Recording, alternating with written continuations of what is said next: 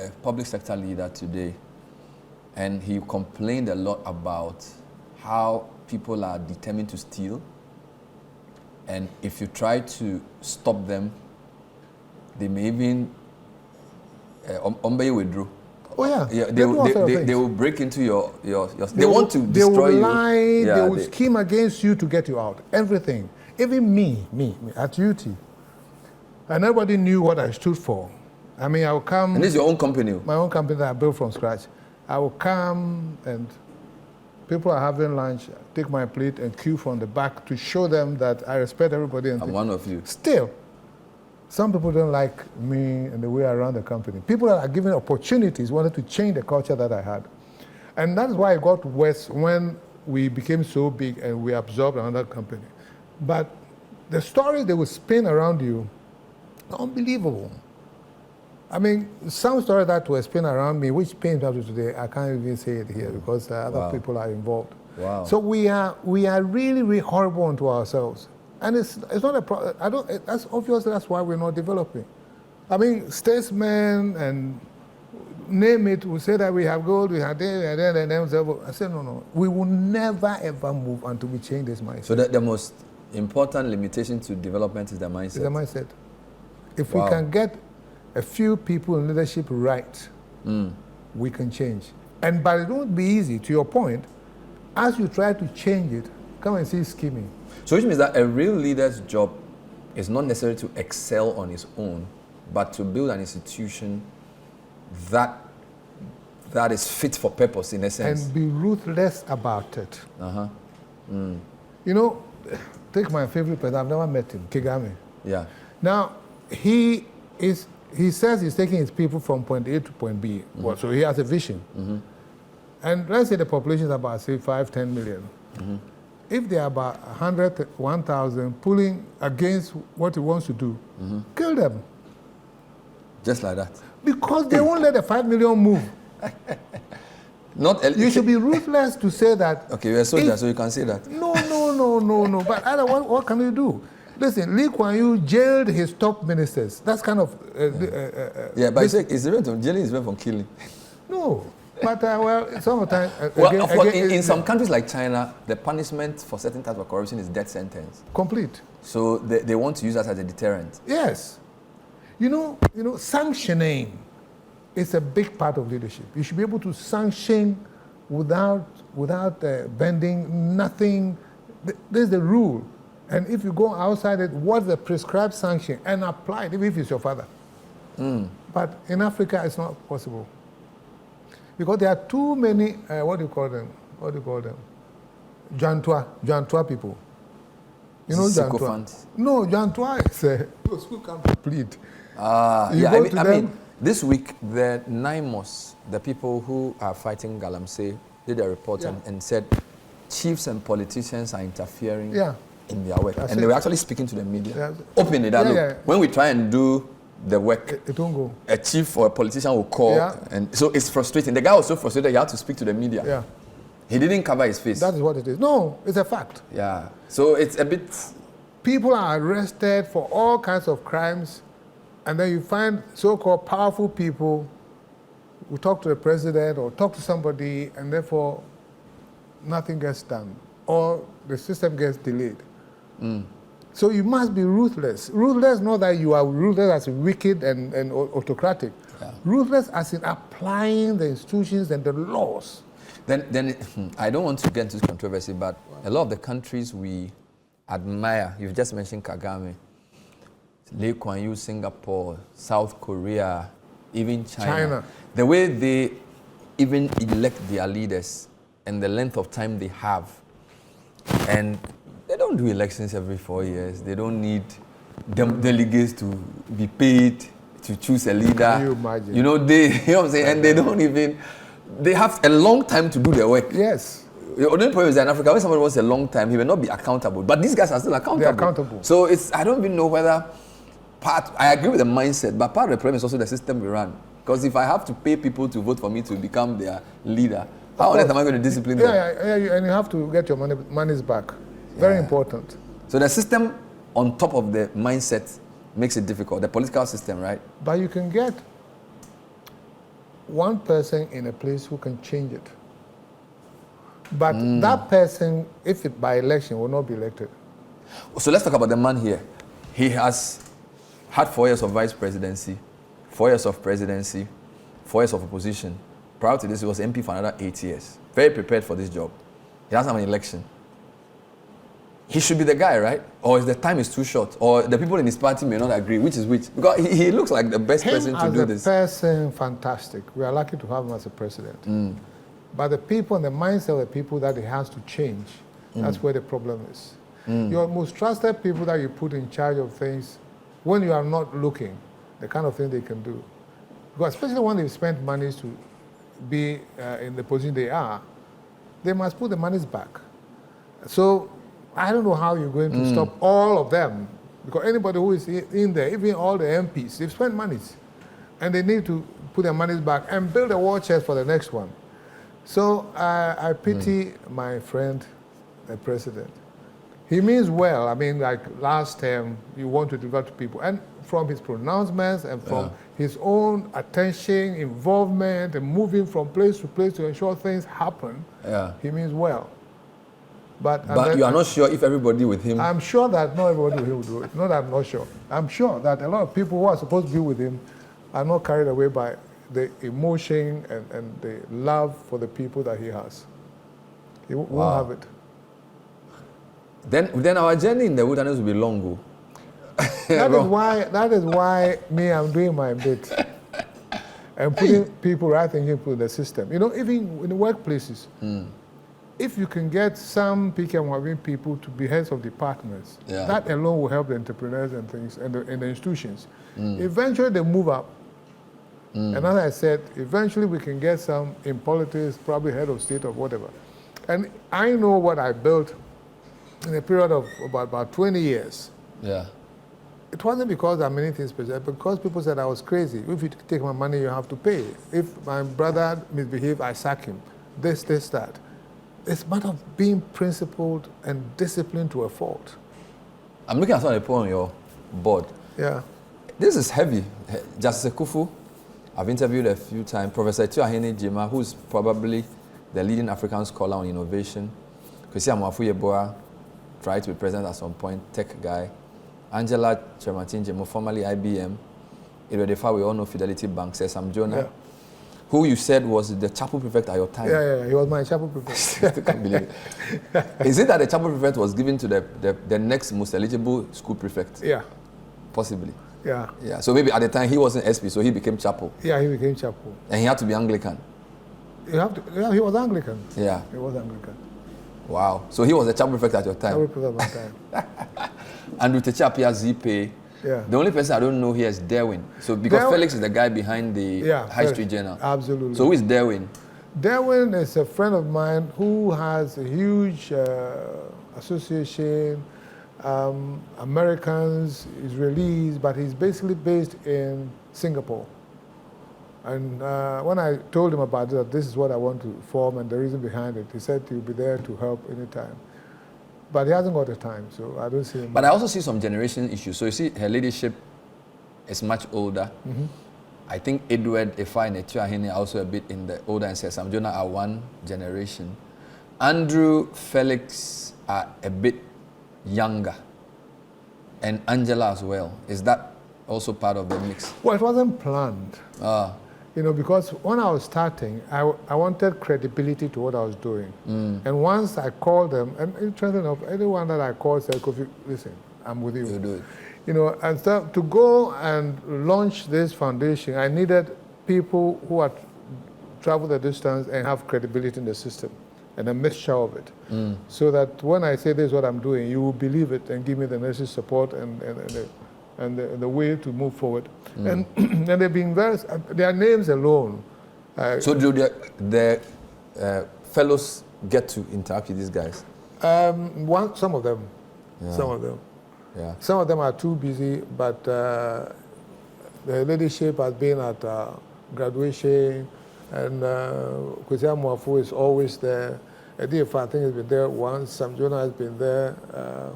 And then Felix is almost full-time, almost like a management team member. ADF has done so well with his bank because he's also sort of left it. He's built it and he's not running it anymore. You know, it's not easy to build something and let it run in your absence. Yeah, but his was also a bit different. He had shareholders and board members, substantive shareholders who were outside, as in the state, Senate, EcoBank and others. I don't know the list, but so they were there to give support and to guide him and things like that for him to come out of it. And they were powerful too in the boardroom. So after he served and built a great institution, then he said, I'm stepping out. Yeah. Where do you know Andrew from? Andrew Techiapia? Andrew went to school with my son, actually, in Adesado. And then he came to work at the UT. In actual fact, Z-Pay license was UT license that they used. Are you serious? Yeah. Because we had a license, FSA UK. And then he came and he said, this is what he's done. I looked at business plan and I said, listen, we are not using it. Run with it. How impressed have you been about his success? He's in almost 19 African countries. I think as we speak, I don't know, because I think there are few issues that I'm yet to understand. But I mean, for him to grow a business and be #1 on Ghana Club 100, I want to congratulate him. I said, this is a feat that no company has done. And then I hope hubris doesn't set in, because you think it becomes impossible. I went through it when I was expanding to Nigeria and South Africa. People were saying, watch Nigeria. I said, you will go. You know. So, but I hear there are a few problems, but I'm praying as that there would be. I'm praying that things will settle down and you go over it. Yeah, the challenge with a lot of people in Africa is we don't have a lot of industrialists. So you know a lot of the people you've picked out. We do well with financial sector, you know, ideas, but building company that manufactures shoes, clothes, bags, what China, India, Vietnam and co. I feel that seems to be one of the challenges for our continent. So you can have very intelligent people, but they are mostly in the services sector. I mean, I'm not downplaying its importance, but you need people who can make things too, which is where the transformation should take place, don't you think? But there are a few, yeah, you are right, a few. Say Casapeco, for instance, you know, and then you have a few of them, but ours tend to go to, if anything, the Lebanese and Indians. And they seem to be the ones that are successful in that field. The point is that it's difficult to finance those people, those who want to go into industry and things like that. And I must say, when I was at UT, we took some of our risks and we tried to finance some of these people. The problem is that there are too many challenges in there. Because you have maybe a 2-year plan to finish a plant and things like that. Then something happens and it stalls and it goes to 4 or 5. So I guess the banks are not too comfortable. But you need to devote some funds to go into those areas. So you are right. But and some also feel that the banking system and the financial system generally is too focused on commerce and quick turnaround. And that we don't have enough long-term patient capital that the kinds of things that we really need to, you know, like I understand large-scale agriculture kind of thing. But the point is that when you have a thriving treasury bill regime, long-term, when within a year I'm doubling my money and things, then you say long-term. So it has to be dictated by the say Bank of Ghana for. And that is exactly what this government is doing. I mean, they fixed the exchange rate. It's almost stable. People now are between 10 and 12. We always know it's in the same. And then interest rates have come down. And then what do you call it? Inflation rate. Has also come These down. are the things that will determine whether monies will go into long-term projects. Which means that for now, the incentive to keep buying T-bills may be reducing. It's reduced. And you know that if you put your monies in a bit of long-term, the city is not going to depreciate harshly to the point where it so makes people even will prefer the city to the dollar in a sense. That's true. So, in short, the government is tackling all the essential things to ensure that we can develop and grow businesses, long-term, whatever. But it takes a bit of time for people to appreciate it and to believe in it. Because if you if you know where the city is coming from, and when we say 60 years of CD and sovereignty, I laugh. Yeah, that celebration was interesting. BOG. Yeah, it's okay. I mean, it is 60 years, but the 60 has done woefully. Yeah. And this is even CD redenominated. So if exactly. they had kept the CD, now you are talking. If they talk about CD properly, yeah, it's 120,000 to $1. There's nothing to celebrate. No. There's nothing to celebrate. No. You can mention it. Yeah, because if you didn't denominate, you'd be 128,000 CDs to the dollar. Yeah. So what kind of currency is that? And when I was in university, it was like 10,000 CDs. God. You know, so we've been in deep trouble. We'll be back. When we come back, we'll talk a few points. This is Prince Kofi Amoabeng live on The Point of View. Stay with us.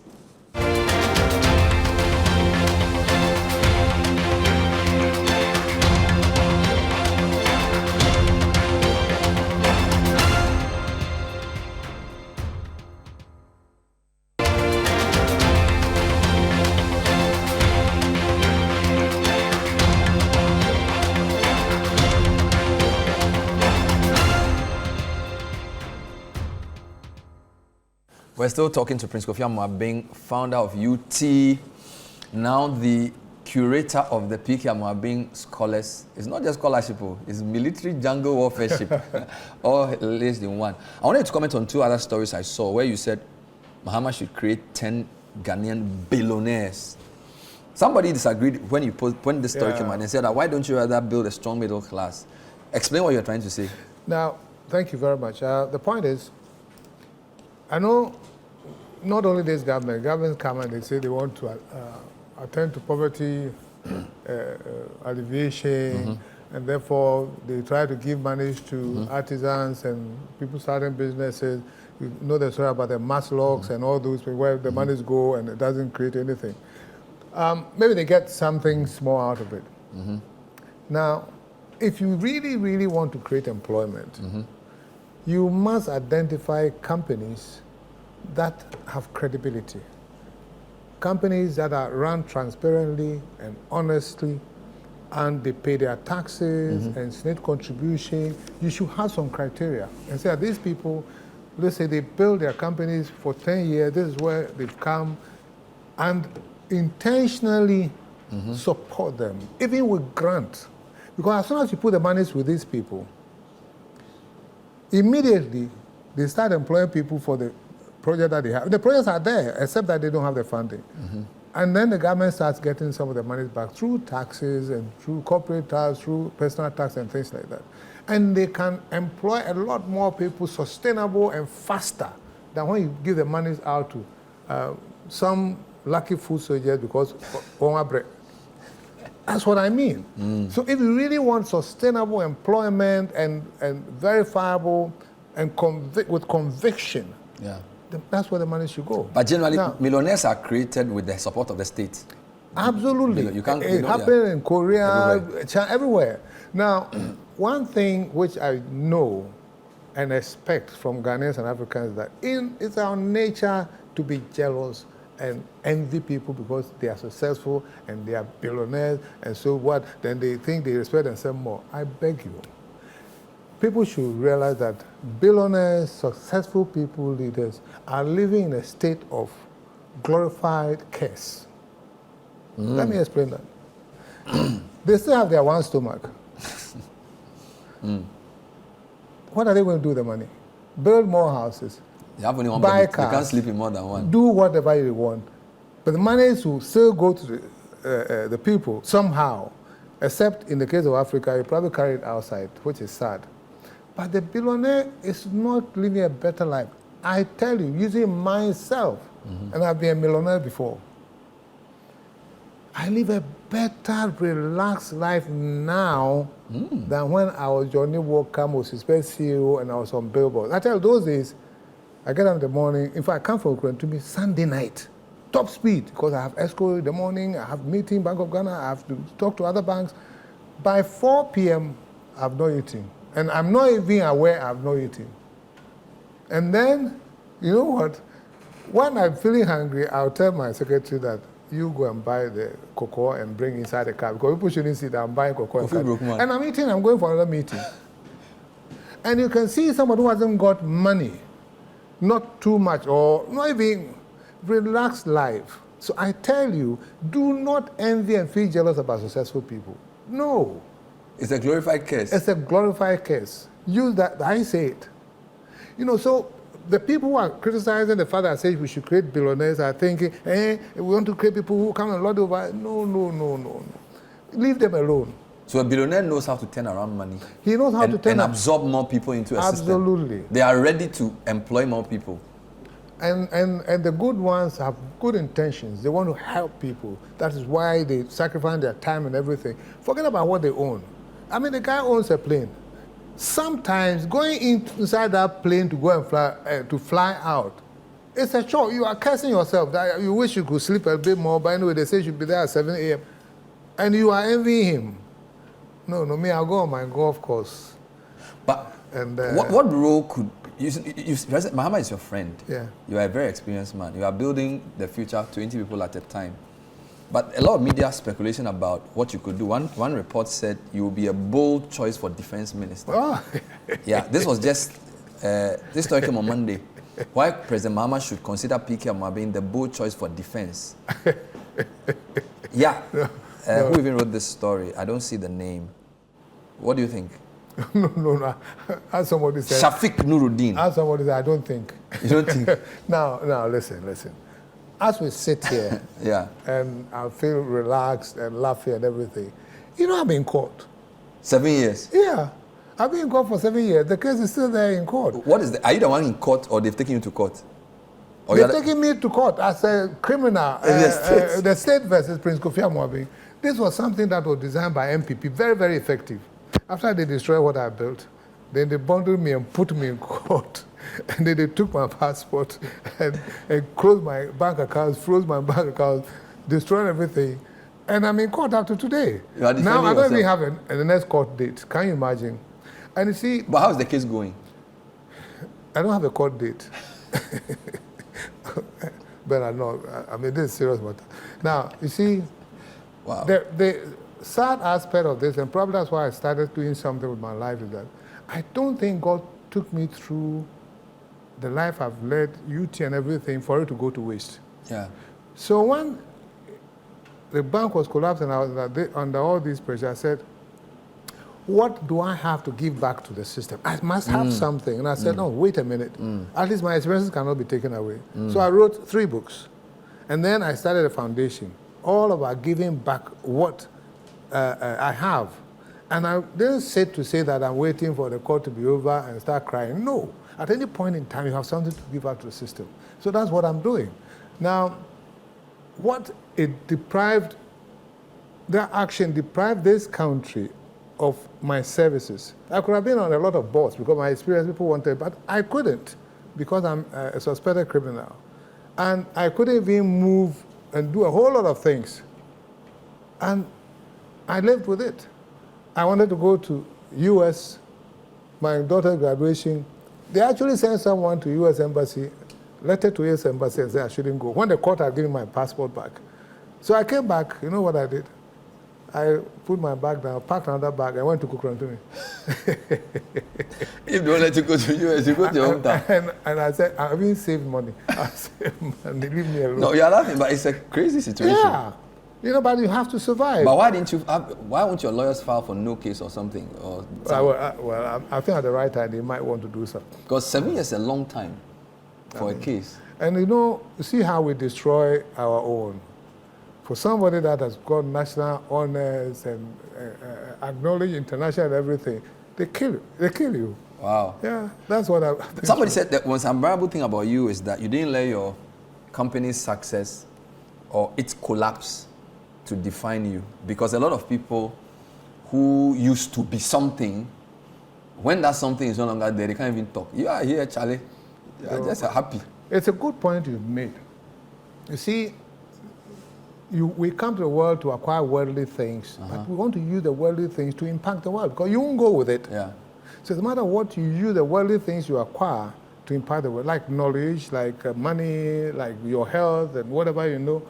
And so for me, when I was, say, at the top of things, I still had one shoe, I had one watch, I had one car that I was driving myself. I would queue in the cafeteria. So I didn't, the monies and the world did not define me, did not change me. So when it wasn't there, I still can afford one shoe. My one watch hasn't gotten spoiled. So my life became normal and I can afford one car. Wow. But it's when you raise yourself and the money and the wealth is what defines you, then without those monies, you commit suicide. And somebody came to me when the bank was closed and said,